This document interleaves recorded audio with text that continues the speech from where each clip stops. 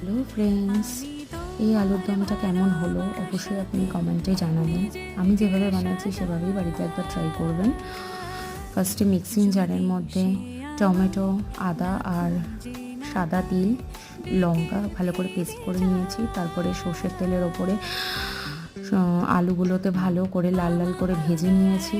তারপরে ফোড়ন হিসেবে আমি ব্যবহার করেছি তেজপাতা, শুকনো লঙ্কা। আচ্ছা, নিরামিষের দিনে আপনি পেঁয়াজটা নাও ইউজ করতে পারেন, কিন্তু টেস্ট কিন্তু একই রকমই আসবে, খেতে খুব ভালো হয়। তারপরে হলুদ এবং গরম মশলা, নুন দিয়ে ভালো করে কষিয়ে নেওয়ার পরে মিক্সিতে যে মশলাটা রয়েছে জল দিয়ে ভালো করে আবার কষিয়ে নিয়ে আলুগুলো অ্যাড করে নিলাম। আলুগুলো অ্যাড করে নেওয়ার পরে তারপর একটু সামান্য মিষ্টি অ্যাড করে জল ঢেলে দিলাম এবং এবার এটাকে ফুটতে দেবো চাপা দিয়ে আলু সেদ্ধ হওয়া পর্যন্ত। লাস্টে একটু ভাজা মশলা আর ঘি ছড়িয়ে দেবেন। তারপরে পরোটা লুচির সাথে সার্ভ করুন।